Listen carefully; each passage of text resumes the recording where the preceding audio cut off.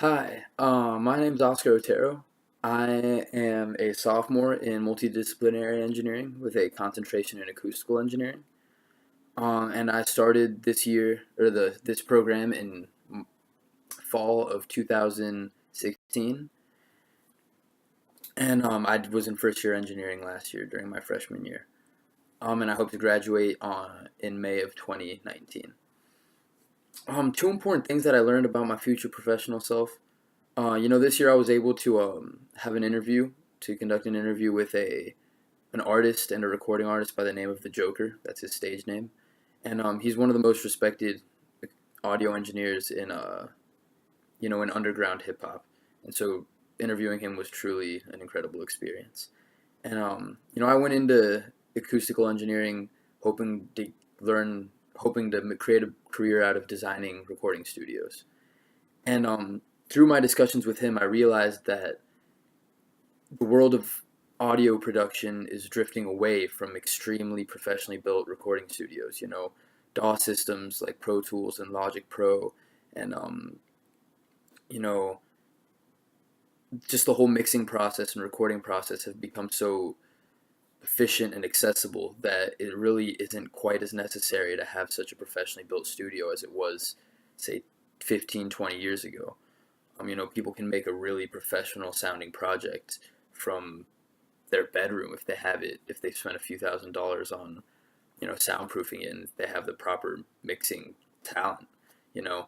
So he helped me realize that the need for super extremely professionally um, designed recording studios is dwindling. It's going down, and so that kind of helped me realize that that is not what I want to do exclusively with my career. It just isn't prudent. So that was incredible. Another important thing I learned is just how competitive the world of audio is. Throughout my this year, I learned that the world of audio is in the top 10 most competitive career paths getting involved in audio and sound. Um, and that realization is one of the most valuable things that I've learned about my engineering career goals. Um, Knowing what you're up against is half the battle, and knowing that, and through discussions with Professor P and my advisor and Richard Thomas, my mentor, helped me realize that building a career in acoustics and in sound, you need to be dedicating a lot of time to networking and building connections with potential employers. You need to be spending at least a few hours every week um, doing that and building connections and working at that because because it's not something that's just going to fall in your lap. It's something that you need to go out.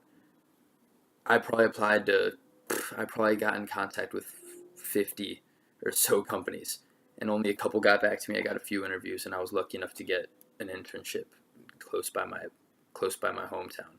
And that came because I worked very hard to get because I realized I had to put in all that time into networking.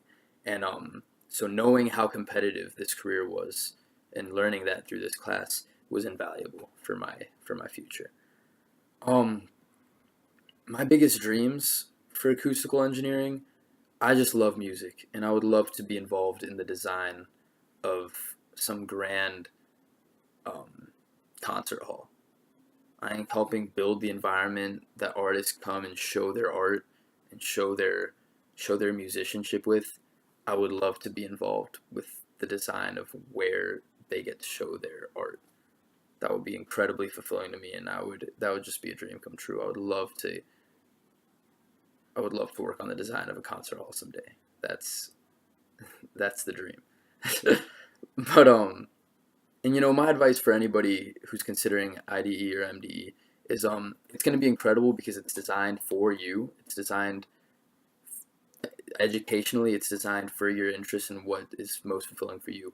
But career fairs and expos will be much less helpful to you, to be honest. At IR this year, there was one company looking for acoustical engineers, and that was Shure Electronics.